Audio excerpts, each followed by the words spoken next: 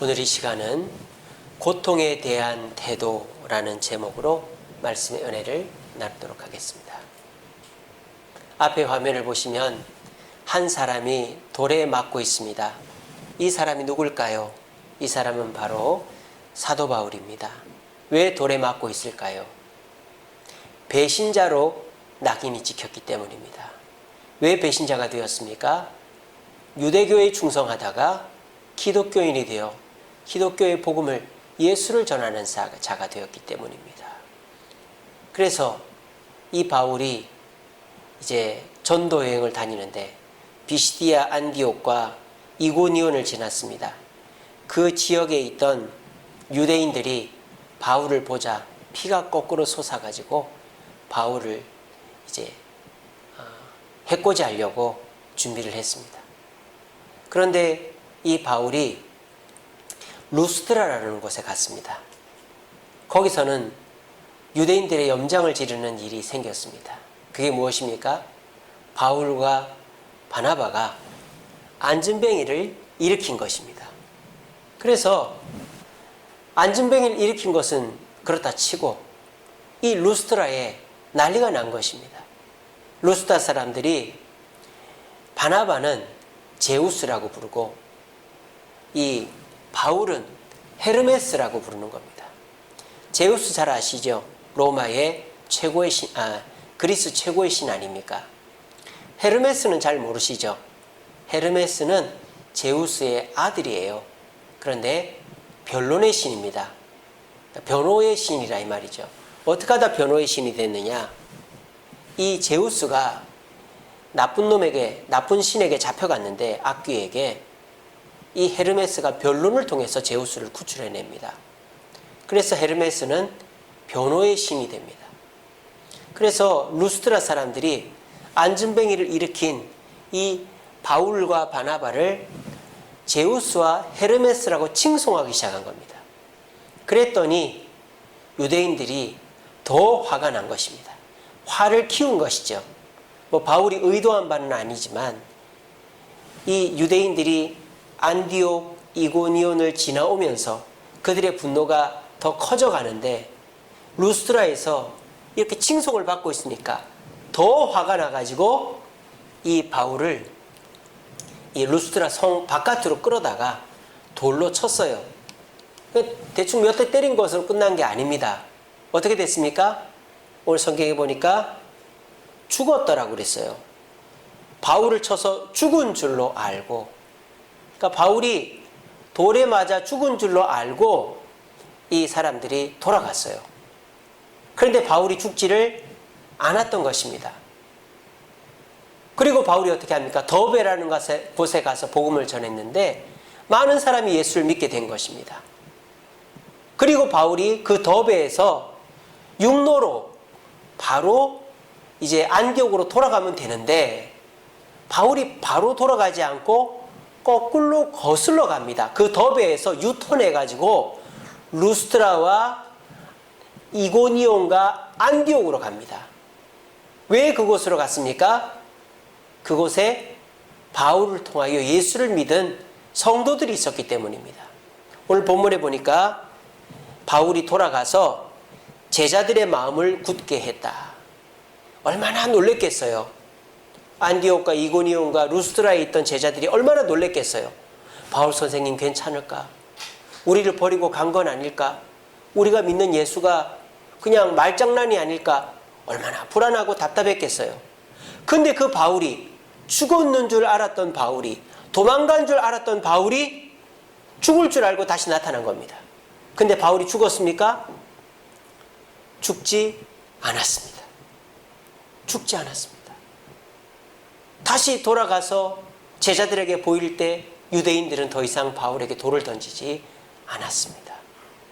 그리고요, 이 바울이 사람들의 마음을 안정시켰을 뿐 아니라 그 사람들에게 설명합니다. 얘들아, 복음이란 이런 것이야. 돌에 맞더라도 포기하지 않는 게 복음이야. 내가 이제 너희들 잠시 만나고 떠나게 되는데 이 유대인들이, 이 지역 사람들이 너희들을 얼마나 괴롭힐지 몰라. 근데 나를 봐. 나 돌에 맞아도 죽을 줄 알고도 너에게 다시 왔잖아. 그런데 내가 죽었니? 안 죽었잖아. 이게 진짜 복음이고 그리스도의 능력이야. 너희들도 나처럼 해라. 이렇게 제자들에게 참된 복음을 가르쳐주기 위해서 돌아온 거예요. 그리고 어떻게 합니까? 장로를 세웁니다. 왜? 바울이 이제 이곳을 다시 오려면 시간이 걸리니까 리더를 세우는 것이죠. 리더를 세우고 바울이 돌아갑니다. 그리고 그 다음에는 어떻게 됩니까?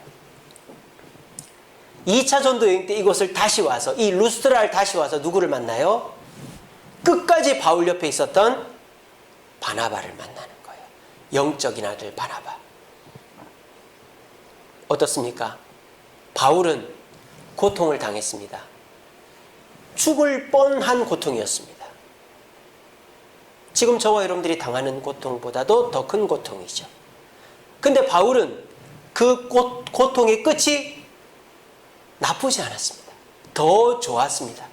그래서 그 고통으로 사람들이 떠나간 것이 아니라 더 모여들고 장로를 세우고 자신도 바나바라는 일꾼을 영적인 아들로 맞이하게 된 것입니다. 어떻습니까? 고통은 똑같습니다. 그런데 그 고통 이후에 고통 때문에 망하는 사람이 있고 고통 때문에 잘 되는 사람이 있단 말입니다. 그거는 무슨 뜻입니까? 똑같은 고통이라도 그 고통을 대하는 태도에 따라서 결과는 달라진다는 것입니다. 바울처럼 고통이 찾아와도 남 핑계 대지 않고 나보다 남을 먼저 생각하고 주님을 생각하고 그리고 주님의 일을 위하여 자신을 헌신하면 어떻게 될까요? 그 고통이 오히려 내 하는 일을 돕고 나에게 좋은 일이 생긴단 말입니다. 근데 이 바울보다도 한참 낮은 고통을 맞이했지만 남 탓하고 핑계대고 미루고 하다 보면 아무것도 아닌 그 일이 나중에 지나고 보면 눈덩이처럼 부러져 있는 상황들을 보게 되는 것입니다. 우리는 지금 엄청난 고통을 당하고 있습니다. 첫째로 코로나 사태가 이 나라를 뒤엎어 버렸습니다. 그래서 이 코로나 사태 때문에 온 국민이 고통을 당하고 있습니다. 잠시만요.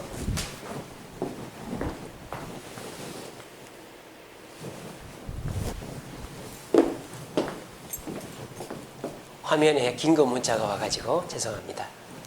온 국민이 코로나 때문에 고통을 당하고 있어요. 그러니까 이제 사람들이 이 고통을 참는 것도 한계가 있는 거죠. 그러니까 사람들이 불평이 터져 나오기 시작합니다. 그래도 우리나라 사람들은 양반이죠. 제가 어제 뉴스를 보니까 스페인에서는 마스크 안 쓰게 해달라는 데모를 하더라고요. 더 이상 마스크 쓰기 싫다. 정부에서 이 코로나를 이용해서 우리를 겁박하고 우리를 통제하려고 하는 거 아니냐, 음모론까지 나오고 있어요. 그러니까 이 코로나 사태가 지속되니까 사람들이 이젠 지치고 이제는 그 스트레스가 너무너무 커져버린 것이죠. 그래서 코로나 차라리 걸리더라도 마스크 벗고 다니겠다. 이런 일들이 전 세계에서 벌어지고 있는 것입니다. 또 코로나뿐만 그렇습니까? 우리 교회는 어떻습니까? 비대면 예배를 드리라고 합니다. 여러분 지금 교회가 하는 이 비대면 예배는 사회적 거리두기 3단계에 해당하는 겁니다. 사회적 거리두기 2단계는요. 그냥 마스크 잘 쓰고 방역 지침 잘 지키면 모여도 됩니다.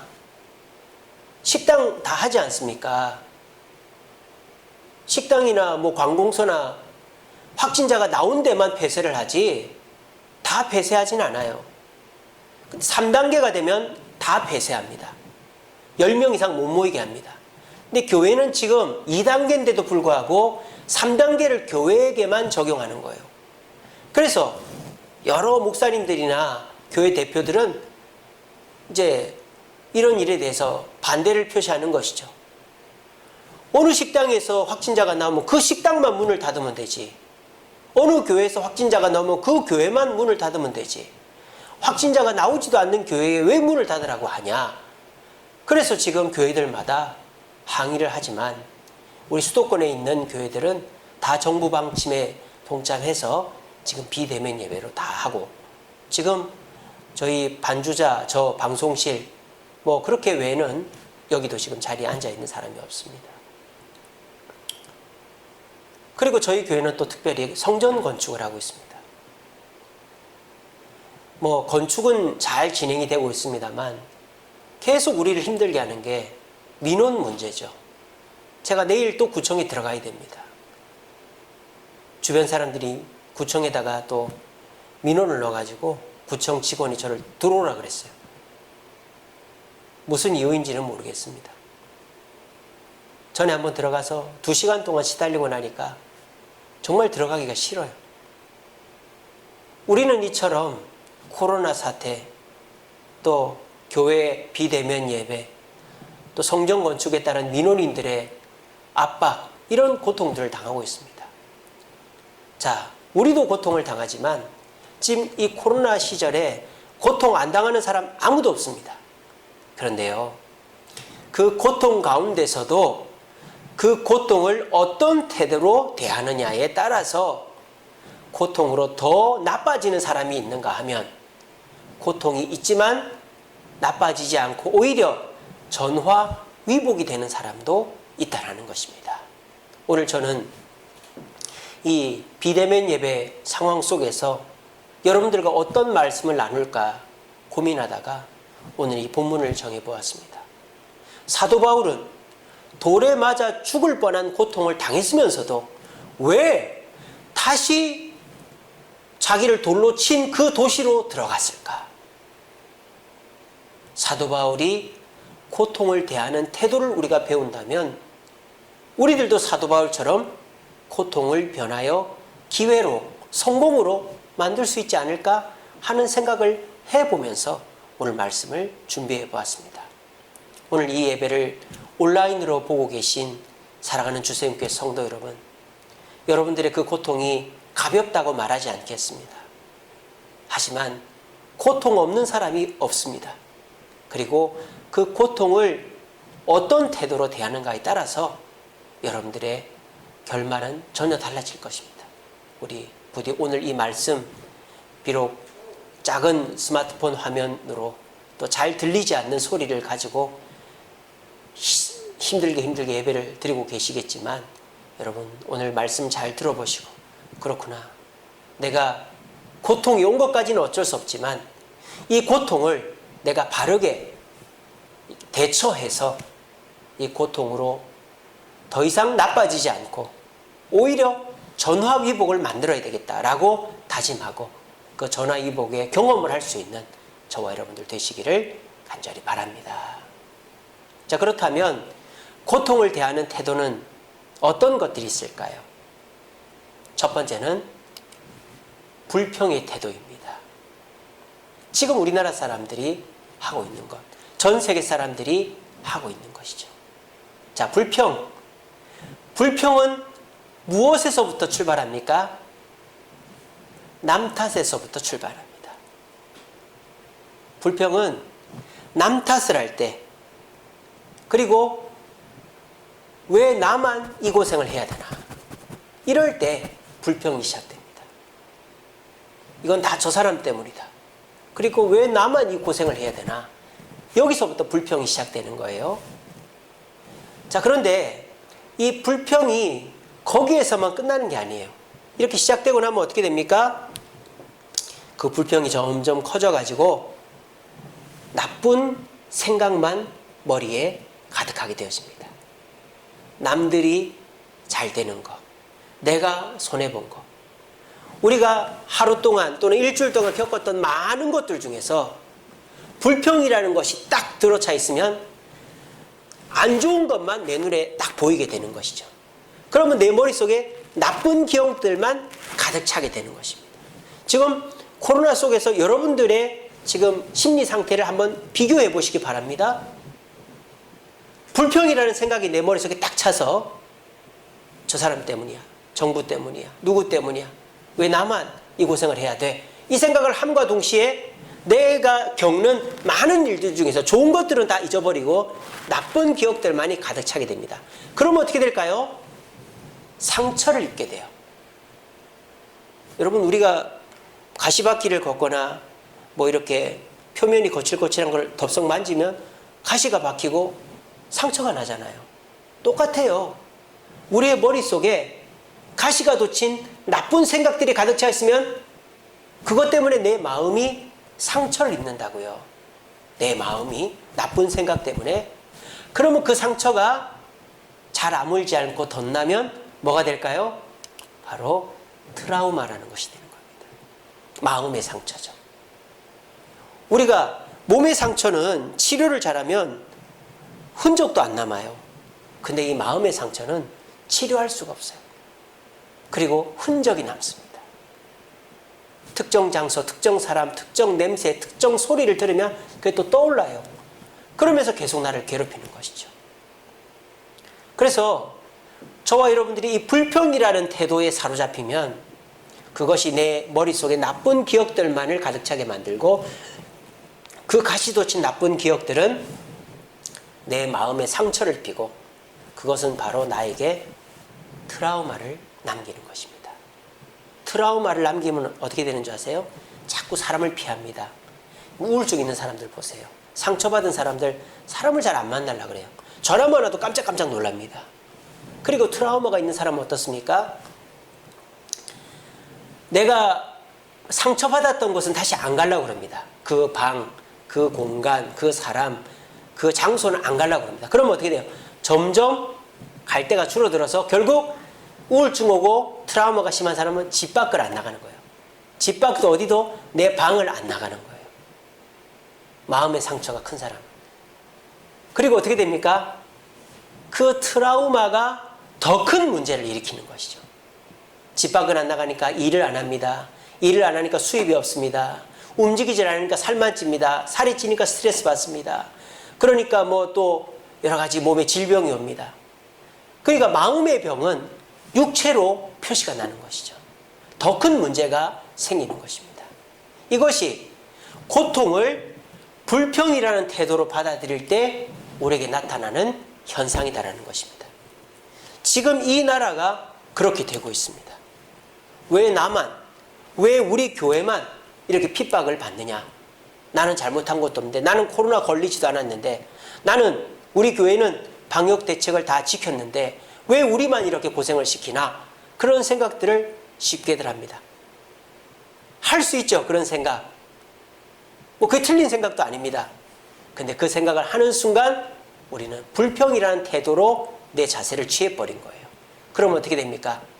그 순간 이후로부터 내 머릿속에는 좋은 거는 뭐 정부가 잘해주는 거, 또 뭐 내가 오늘 하루 그래도 하나님께 은혜 받았던 거, 이런 거 생각 안 나고, 뭐 누가 어떻게 했네, 누가 어떻게 했네, 내가 이래 손해를 봤네, 내가 이래서 어려웠네, 이런 것만 생각이 나는 거예요. 그러다 보면 그게 싹이 트고 해서 상처가 되고, 그것 때문에 또 다른 문제들이 연이어 일어나게 되는 것입니다. 이것이 바로 고통을 불평으로 받아들일 때 나타나는 태도라는 것입니다. 지금 우리나라 대부분의 사람들이 다 이렇게 되죠. 다 남 탓하고, 다 나만 왜 고생해야 되나 하고, 그러다 보니까 사람들이 다 표정이 어두워져 있고, 이 코로나로 인해서 또 다른 문제가 생기고 그것 때문에 더 고통을 당하는 그런 사람들이 너무 많은 것 같아요. 오늘 이 예배를 듣고 있는 우리 사랑하는 주세음교 성도님들은 고통을 어쩔 수 없어요. 하지만 불평이라는 태도에 사로잡히지 마시기를 바랍니다. 그렇게 되었을 때 코로나가 문제가 아니라 코로나 이후에 우리는 뒷감당을 할 수가 없게 될 것입니다. 여러분, 코로나는 반드시 지나갑니다. 하지만 이 코로나 때 내가 만난 어려움, 또 사람과 관계가 틀어지고, 또 그것 때문에 내가 내 여러 가지 삶의 변화가 일어나 버리면 다시 코로나가 문제가 아니라 내 정상적인 모습으로 돌아가는 것이 어려워집니다. 부디 오늘 말씀을 잘 들어보시고 주님의 은혜 가운데서 내가 이 고통은 어쩔 수 없지만 불평이라는 태도에 사로잡히지 않으리라 다짐할 수 있는 저와 여러분들 되시기를 간절히 바랍니다.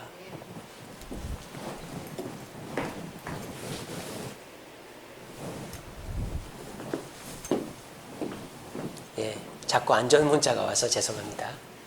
자, 그러면은 우리가 이런 코로나와 같은 문제, 고통이 다가왔을 때 어떤 태도를 취해야 될까? 순종의 태도를 취해야 된다는 것입니다. 이 순종의 태도, 바로 바울이 보여준 태도입니다. 고통은 내가 겪는 건데 도대체 뭐에 순종하라는 얘기인가? 고통에 대해서 순종한다는 것은 뭐가 전제되느냐? 나 혼자 고통당하는 것이 아니다. 다시 말하면 이 고통은 나만의 문제가 아니다라는 것을 전제하는 것입니다. 그리고 이 고통은 내가 누군가와 함께 감당하는 것이다. 그러므로 내가 함께 감당하는 그분의 말에 순종하면 이 고통이 기쁨이 될 수 있다라는 것이 이 순종이라는 말에, 순종이라는 태도에 전제되어 있는 것이에요. 그러니까 사도 바울은 돌에 맞아 죽을 뻔한 고통을 당했지만 그것에 대해서 나 혼자만 이 고통을 당하는 것이 아니고 이 고통은 하나님과 함께 당하는 것이다 라는 생각을 했던 것입니다. 그래서 이 사도 바울이 고통을 당하자마자 어떤 생각을 하느냐? 왜 나만 이 고통을 당해야 되냐? 이거는 저 사람 잘못이다 라고 생각하는 게 아니라 하나님이 이 고통을 왜 주시는 걸까? 이거를 생각했던 것입니다. 이 고통이 왜 나한테 일어났을까? 그 결과가 무엇입니까? 다시 루스드라, 이고니온, 안디옥으로 돌아간 것입니다. 원래 사도 바울은 그런 사람이 아니었습니다. 사도 바울이 제일 첫 번째로 당한 고통이 뭡니까? 눈이 머는 고통이었잖아요. 다메섹 가는 길에 예수님의 빛을 보고 눈이 멀었습니다. 그리고 다메섹이라는 도시에서 그 눈을 떴는데 예수님을 전하는 제자가 되었습니다. 그때 다메섹에서 사도 바울이 복음을 전했는데 사람들이 예수님을 믿었어요? 안 믿었어요? 안 믿었어요. 사도 바울은 그거를 고통으로 받아들이고 이해하지를 못했어요. 하나님의 뜻을 발견하지 못했어요. 그리고 사도 바울이 어디로 갑니까? 아라비아 광야로 갑니다. 3년 동안 기도합니다. 하나님, 내가 어떻게 사역을 감당할까요? 그리고 하나님, 저에게 이 고통을 주신 이유가 뭡니까? 기도했지만 답을 얻지 못했어요. 답을 얻었다면 사도 바울이 그 길로 바로 복음을 전하러 갔겠죠. 답을 얻지 못하고 어디로 갑니까? 고향으로 갑니다. 고향에 가서 뭐합니까? 사도 바울이 그냥 숨어 지냅니다. 왜? 상처를 받았거든요. 그 상처가 트라우마가 됐거든요. 왜 내가 예수 믿고 복음 전하는데 그 복음 전하는 대로 일이 되지 않나? 하나님의 뜻, 하나님의 때를 생각하지 않고 왜 안 되냐? 이게 내 잘못이냐? 왜 나만 이러냐? 내가 예수님 제자가 되겠다는데 이런 식으로 생각하다 보니까 사도 바울이 그냥 고향으로 돌아갔던 것입니다. 만약 사도 바울이 자신이 만났던 그 고난을 하나님의 목적을 생각했다면 다메섹으로 돌아갔을 테고 또 아라비아 광야로 돌아갔겠죠. 근데 그렇게 생각을 안 했기 때문에 사도 바울은 고향에 가서 숨어 있었던 것입니다. 그런데 이 사도 바울이 이번에 루스드라에서 돌에 맞아 죽을 뻔한 이 고통 이후에는 루스드라 다시 돌아갔습니다. 그 이유는 뭡니까? 내가 돌에 맞아 죽을 뻔한 것에는 반드시 이유가 있을 것이다. 내가 이해는 안 되지만 하나님의 뜻이 있을 것이다 생각하고 돌아간 거예요. 루스드라에 가서 그 이유를 알 수 있었습니다. 그 이유가 무엇 때문이었습니까? 루스드라에서 예수를 믿고 자기를 기다리고 있던 하나님의 성도들 때문이었다는 것이죠. 그리고 자기가 고난당한 이것이 사람들에게 도전이 되고 교훈이 되어서 이들이 자기가 떠난 다음에도 고통 가운데 있어도 자신을 배신하지 않게 됐다는 거죠. 그러니까 자기가 고통당한 것이 자신으로서는 고통스럽지만 이 루스드라와 이고니온과 안디옥에 있는 성도들을 굳건하게 하기 위한 하나님의 뜻이 있었다는 것을 나중에서야 깨닫게 된 것입니다. 이렇게 내가 고통을 당했을 때 일단은 순종하는 것입니다. 아멘. 주님 뜻대로 하겠습니다. 하고는 피하지 않고 그 자리에 나가는 것입니다. 그럼 어떻게 될까요? 나중에 하나님이 이런 이유로 나를 이 고통을 당하게 하셨구나 하는 것을 깨닫게 되는 것입니다. 시편 119편 75절 말씀에 이런 말씀이 있습니다. 주님께서 나를 괴롭게 하심은 성실하시기 때문이다. 이런 말씀이 있습니다. 이게 무슨 말입니까? 하나님이 나를 괴롭게 하시는 것이 하나님의 성실하심이라니. 하나님이 나를 괴롭게 하시는 것은 하나님은 손 놓고 있는 게 아니라 내가 괴로우면 괴로울수록 하나님도 더 열심히 일하신다는 뜻입니다. 여러분, 열이 납니까? 몸이 아픕니까? 그건 무슨 뜻입니까? 내 몸 속에서 질병과 또 그 염증과 싸우고 있다는 증거가 열인 것입니다. 그래서 예전에는요, 열이 나면 무조건 체온을 낮추는 데에만 집중했습니다. 근데 요즘은 열이 나는 거를 어느 정도는 내버려둬요, 병원에 가면. 왜? 열이 난다라는 것은 자기 스스로 면역 체계가 돌아가고 있다는 뜻이라고 이제 병원에서는 그렇게 받아들이기 때문입니다. 여러분, 하나님은 언제나 성실하십니다. 여러분들이 애매한 고난을 당할 때 하나님은 손 놓고 있지 않습니다. 더 성실하게 일하고 계십니다. 우리가 모를 뿐이죠. 고통에는 하나님의 목적이 숨어져 있습니다. 하나님의 뜻이 숨어져 있습니다. 지금 이 코로나 사태, 비대면 예배, 또 성전 건축에서 민원인들과의 관계 속에서 이 고통은 하나님의 목적과 뜻이 있습니다. 우리가 지금 당장에는 모를 뿐이죠. 우리가 순종하면 얼마 지나지 않아서 알게 될 것입니다. 여러분, 불평의 태도를 버리고 순종의 태도로 하나님의 뜻을 묵상합시다. 그리하여서 이 고통은 어쩔 수 없었지만 내가 순종의 태도를 가짐으로 고통 너머에 있는 축복과 하나님의 은혜를 받아 누릴 수 있는 저와 여러분들 되시기를 간절히 바랍니다. 그리고 사도 바울이 하나님 앞에 순종했다는 순종에서 어떤 결과가 있었습니까? 말씀대로 실습하는 경험을 했다라는 거예요. 자, 사도 바울이 돌아와서 이렇게 모여 앉은 루스트라, 안디옥, 이고니온 성도들에게 뭐라고 했겠습니까? 자기 간증을 했겠죠. 얘들아, 내가 너희들에게 와서 복음을 전했을 때에 너희들 내 말을 들었지? 근데 내 말을 들었을 때 저 말이 진짜겠어? 진짜 어떻게 원수를 사랑할 수 있겠어? 진짜 예수님을 어떻게 목숨과 같이 사랑할 수 있겠어? 진짜 어떻게 땅끝까지 복음을 전할 수 있겠어? 뭐 그런 식으로 말을 들어도 너희들이 반은 믿고 반은 안 믿었지? 지금 나를 봐. 나를 보면 나머지 반도 믿게 되지 않니? 나는 돌에 맞아 죽을 뻔했는데 유대인들 미워하지 않는다? 그래 다시 왔다? 어떻게 됐니? 유대인들이 날 돌로 쳤니? 안 쳤잖아. 원수를 사랑해야 되는 말씀이 맞는 거야. 얘들아, 내가 복음을 위해서 목숨을 거는 거 너희들 봤지? 복음은 목숨을 걸어야 되는 거야. 너희들, 내가 이제 이곳을 떠나면 언제 올지 몰라.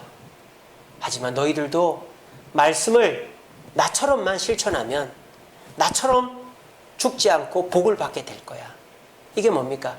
사도 바울은 지금 자신의 이 고통을 가지고 전한 말씀을 증명하는 것이죠. 우리가 학원에서 배운 거를 현장 가서 실습하듯이 실습을 제자들에게 자기를 교부제 삼아 하고 있는 것입니다. 이것만큼 강력한 도구는 없는 것입니다. 우리가 후원하는 필리핀 백현두 선교사님 이야기 전에도 한번 해드린 적이 있죠. 그 필리핀의 보홀이라는 섬에 지진이 생겼습니다.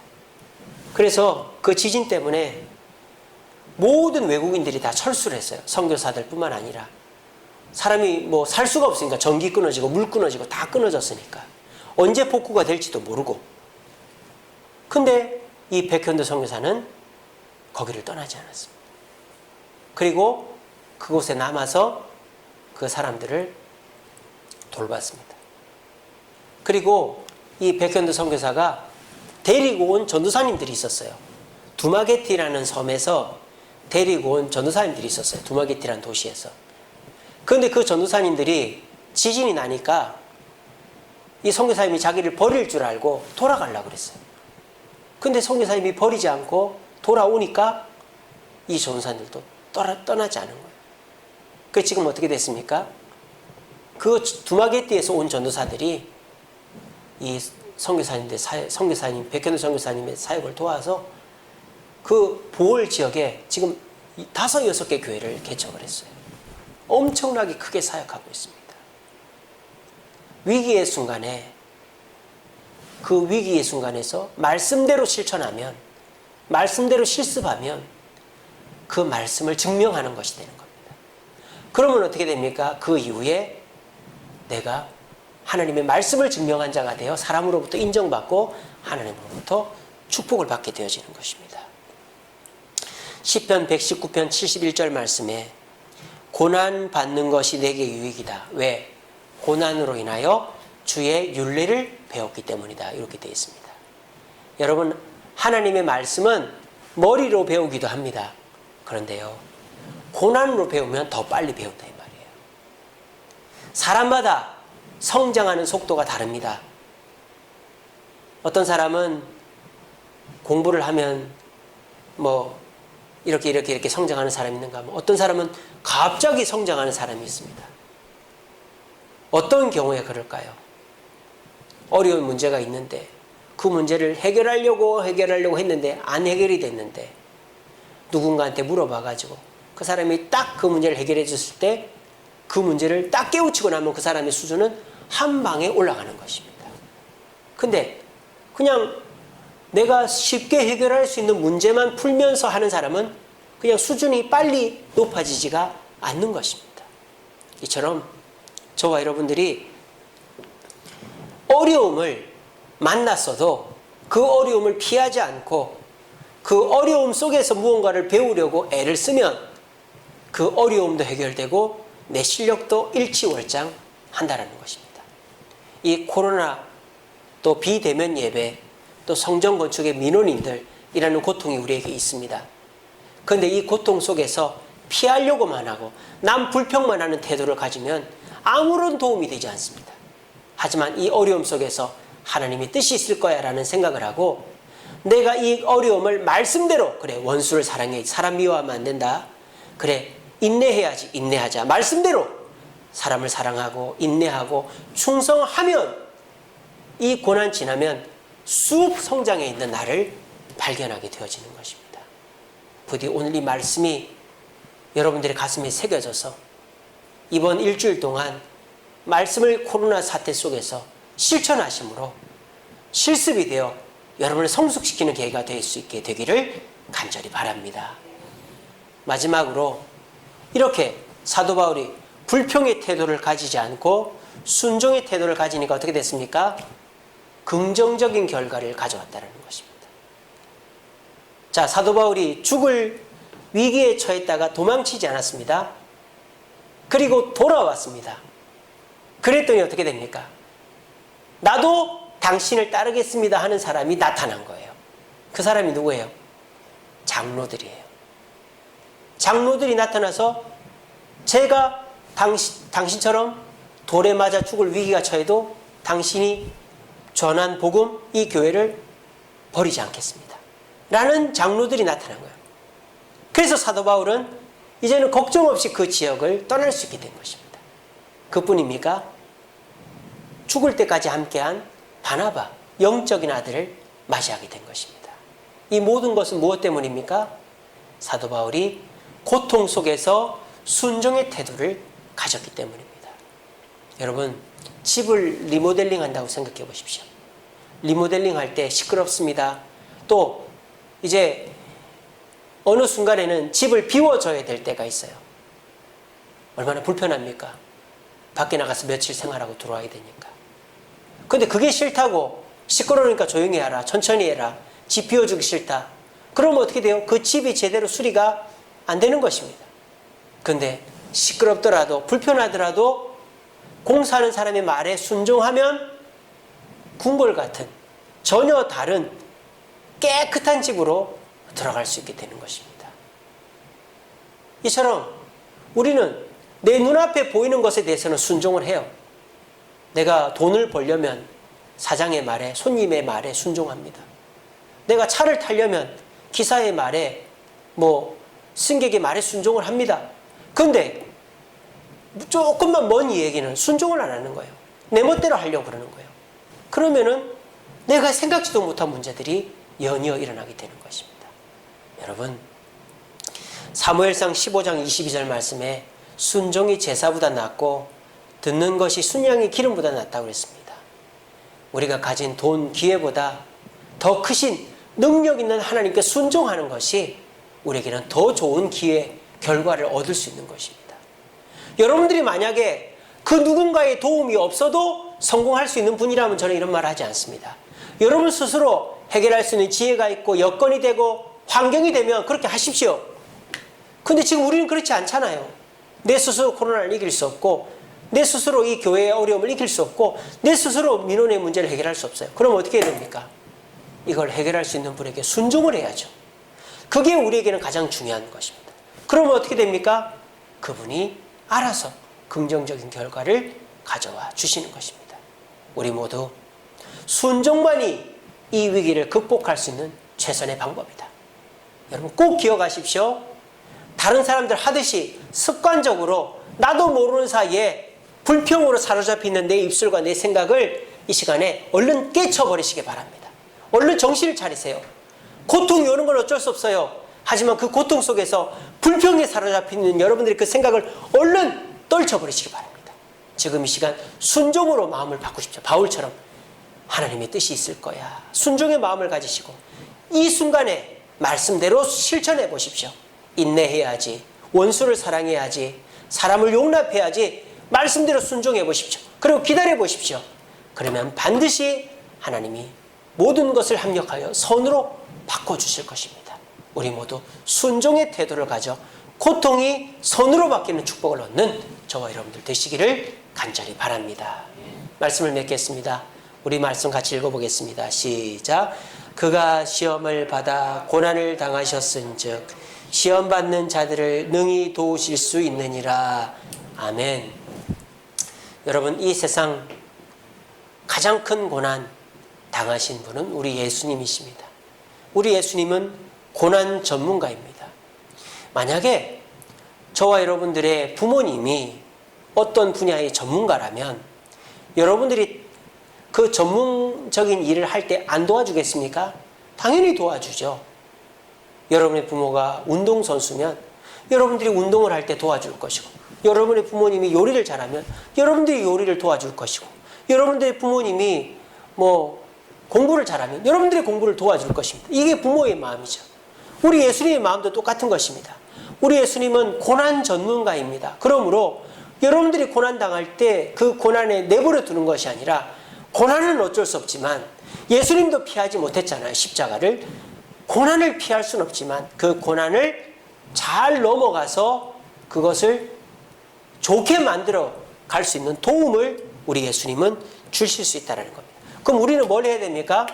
그 고난을 넘어갈 수 있게 해주시는 분을 뜻을 순종해야 되는 거예요. 여러분 우물이 있었어요. 당나귀가 망아지처럼 뛰다가 실수로 그 우물에 떨어져 버렸어요. 근데 다행히도 물이 많지가 않아서 빠져 죽진 않았습니다. 자, 그러면 그 당나귀를 어떻게 끄집어내야 됩니까? 그 깊은 우물에서. 그 주인이 선택한 것은 그 우물에다 흙을 채우는 것이었습니다. 여러분 생각을 해보세요. 우물이 있습니다. 그 우물에 당나귀가 빠져 있어요. 근데 거기다 주인이 흙을 들이붓습니다. 그 안에 있는 당나귀가 여러분이라고 생각해 보세요. 어떤 마음이 들겠습니까? 저 주인 미쳤나? 나를 꺼내줄 생각을 해야지. 나를 흙에 파묻혀 죽이려고 하네. 그래 생각하겠죠? 근데 당나귀는 그렇게 생각 안 하는 거예요. 나귀는 주인을 믿는 거예요. 주인이 그 흙을 부으면서 이 나귀가 눈을 마주칩니다. 이 나귀가 어떻게 할까요? 그 흙이 쌓일 때마다 흙을 밟고 일어서는 거예요. 흙을 밟고 일어섭니다. 또 밟고 일어섭니다. 밟고 일어섭니다. 그냥 자포자기하고 흙에 파묻히는 게 아니라 흙이 들어올 때마다 털고 흙을 밟고 털고 밟고 털고 밟고 하니까 결국 그 우물을 안전하게 빠져나왔다는 거예요. 지금 코로나 사태도 버거운데 비대면 예배, 이 비대면 예배도 버거운데 저는 월요일 날 민원인들을 만나러 가야 돼요. 이렇게 자꾸 흙이 부어지듯이 우리는 고통이 연이어 일어나고 있습니다. 저는 지난주에 엄청난 고통을 당했습니다. 저희 아버지가 소변을 못 봐서 요양원에서 이걸 해결하라고 응급실에 갔다 왔는데 소변줄을 차고 갔더니 요로 감염이 의심되어가지고 병원에 갔더니 병원에서는 노인은 코로나 때문에 안 받아준다는 거예요. 그래서 다시 요양원에 갔더니 요양원에서 그 상태로는 우리가 받아줄 수가 없다는 거예요. 그 하는 수 없이 아버지를 요양병원에 모시고 갔습니다. 왜냐하면 일반 병원은 안 받아주니까 요양병원에 가서 치료를 해야 되니까요. 그 요양병원에 모셔다 놓고 동생한테 연락을 했죠. 난리가 난 겁니다. 아버지를 버렸다고. 전후 사정은 전혀 듣지도 않고 아버지를 버렸다라고 새벽 2시 저한테 전화해가지고 쌍욕을 하는 거예요. 여러분 앞에 차마 입에 담지 못할. 와, 제가 지금까지 태어나서 그런 욕을 들어본 적. 근데 제 피부치한테, 그것도 제 아랫사람한테 그 얘기를 들으니까 멘붕이 오더라고요. 그것도 지난주 토요일 날 그 얘기를 듣고 지난 주일을 맞이했다. 그래서 어떻게 했는지 아세요? 요양병원으로 가가지고 아버지를 다시 모시고 나왔어요. 그래서 다시 동생이 알아본 요양원으로 아버지를 모셨습니다. A급 더 비싼 요양원으로. 그리고는 이제 아버지를 거기 모셨는데 얼마나 요구사항이 많은지 요양원에서 안 받으려고 그러는 거예요. 이렇게 까탈스러운 보호자는 안 받는다. 저희가 사정사정을 해서 아버지를 그 요양원에 모셔다 놓고 이제 저희가 다 책임질 테니까 좀 받아달라고 그렇게 해놓고 왔습니다. 지금 저는 코로나 사태도 코로나 사태지만 이 비대면 예배도 예배지만은 아버지를 그렇게 요양원에 모시고 또 동생한테 그런 험한 얘기를 들은 것 때문에 지금 밥을 못 먹고 있습니다. 그리고 내일 1시 반에 민원인들 만날 생각을 하니까 잠이 안 옵니다. 그런 제 상황 속에서 누군가를 불평하고 원망하는 것이 아니라 오늘 사도 바울처럼 이것에 하나님의 뜻이 있겠지 하면서 피하지 않으려고 합니다. 민원인들을 피하지 않으려고 합니다. 코로나를 피하려 하지 않습니다. 남 탓을 하려 하지 않습니다. 국가의 정책을 피하려 하지 않고 불평하려 하지 않습니다. 하나님의 뜻이 있겠지 하고 정면으로 다가가려고 합니다. 그리고 이 속에서도 말씀을 실천하려고 합니다. 그러면 하나님이 좋은 결과를 주실 줄로 저는 믿습니다. 왜? 예수님이 지금 성실하게 일하고 계시기 때문입니다. 저뿐만 아니라 오늘 이 온라인 예배를 드리고 있는 여러분들도 고난 가운데 있는 줄로 믿습니다. 여러분, 한 끗 차이입니다. 불평에 사로잡히면요, 그 고통은 진짜 더 큰 고통이 됩니다. 하지만 불평이 아니라 하나님의 뜻이 있을 거야 순종하고 말씀을 실천하면 하나님이 반드시 좋은 일로 인도하실 것입니다. 우리 모두 그것을 믿고 이 코로나 사태를, 비대면 예배 사태를, 또 여러분들의 가정과 직장의 문제들을 주님께 맡김으로 이 고통 속에서 하나님의 응답을 듣고 이 고통이 오히려 순종함으로 축복으로 변하는 저와 여러분들 되시기를 간절히 바랍니다. 기도하겠습니다.